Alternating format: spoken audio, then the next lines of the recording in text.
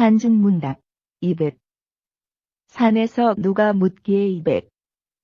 무녀하사 서벽산.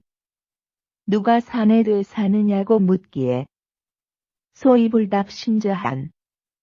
웃기만 하고 답하지 않으니 내 마음 너무 편안해. 도화유수 묘연거.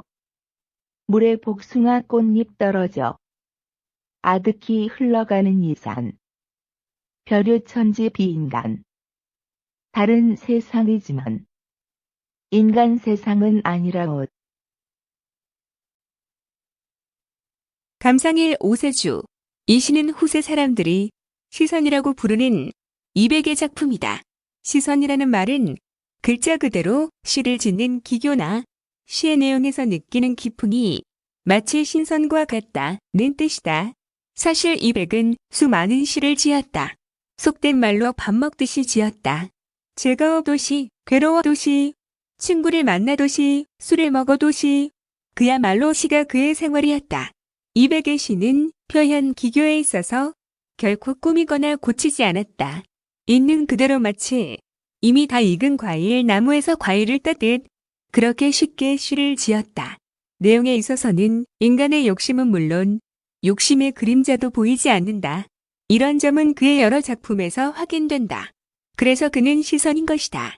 200과 같은 시인은 앞으로도 다시 나오기 어려운 천재 시인이라는 평가다.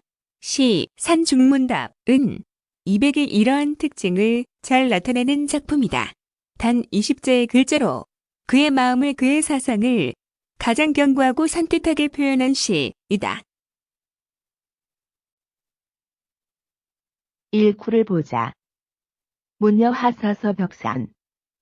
누가 산에 돼 사느냐고 묻기에 여기서 차원이 다른 세계에 사는 사람들과의 사이에서 생기는 갈등이 보인다.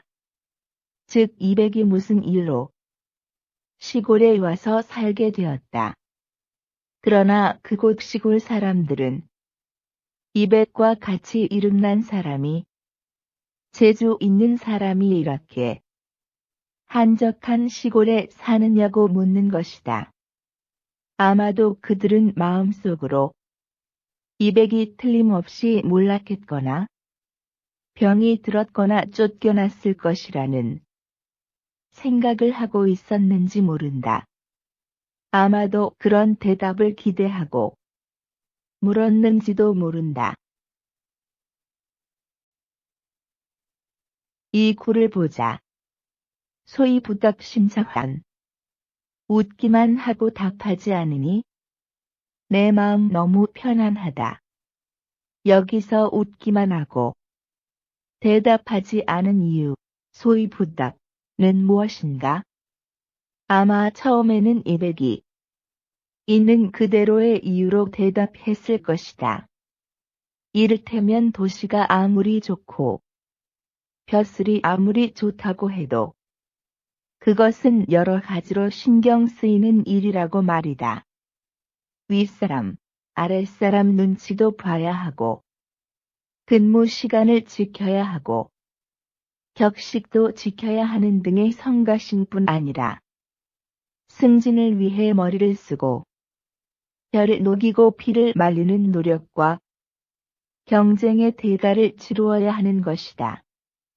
이것이 귀찮고 자기 생리에 맞지 않아 차라리 시골에서 마음 편히 살기 위해서 왔다고 말했을 것이다.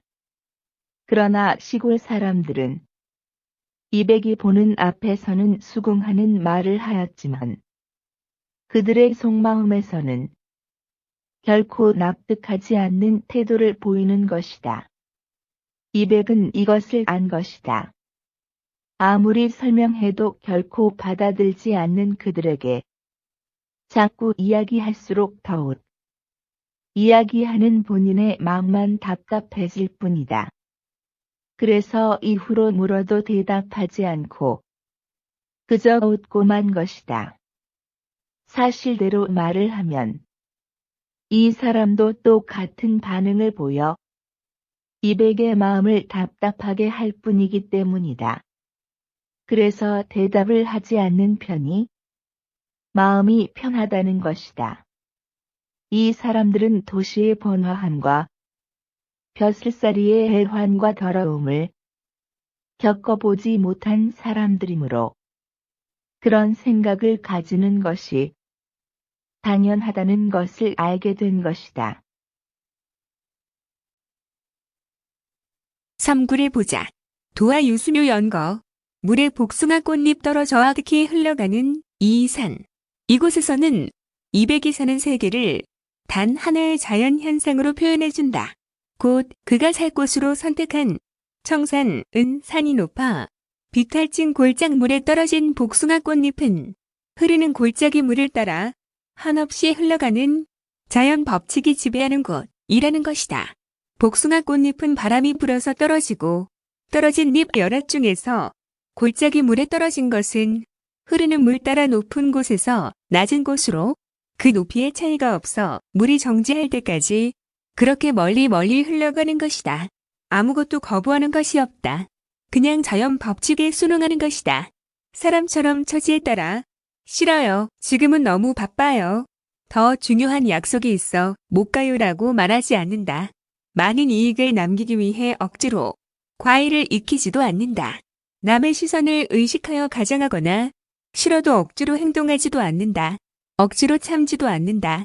있는 그대로 자연 그대로 행동하는 곳인 것이다.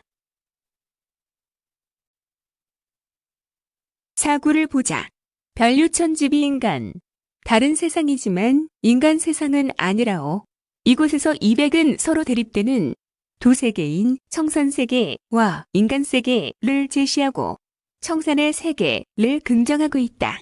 여기서 천지는 단순히 인간이 사는 공간으로서의 지구를 지칭하는 것은 아니다. 그것은 하나의 의식세계를 의미한다. 우리는 인간으로서 같은 하늘 아래에 있어도 서로 다른 의식세계를 가진다. 곧 쌍유사회, 하류사회, 어른세계, 아이세계, 학생세계, 여성세계, 남성세계, 교수세계, 회사원세계 등과 같은 하나의 의식이 같은 집단을 의미한다. 즉 하나의 서로 다른 차원의 세계를 말한다. 인간은 인간세계를 의미한다. 현실적 인간세계는 능률과 이익의 법칙이 지배하는 세계이다. 여기서는 모든 것이 합리와 능률과 이익에 맞는 쪽으로 움직인다. 그것이 최고의 가치로 추구된다.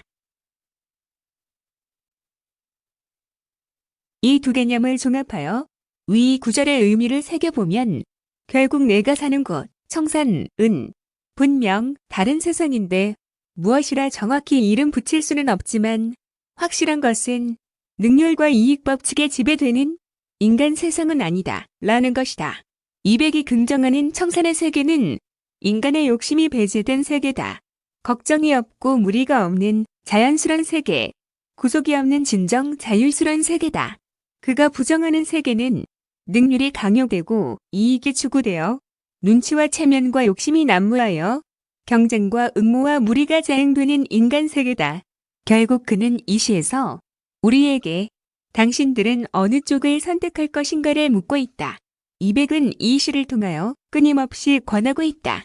더 늦기 전에 아까운 생명력이 헛되이 소모되기 전에 바른 판단을 하라고 인간 세계의 이익과 능률의 법칙에 얽매여 짓눌려 사는 우리들에게 외치고 있는 것이다. 진정 행복한 삶은 헛된 욕망에서 벗어나는 삶이라는 것을 200은 진정 시선인 것인저.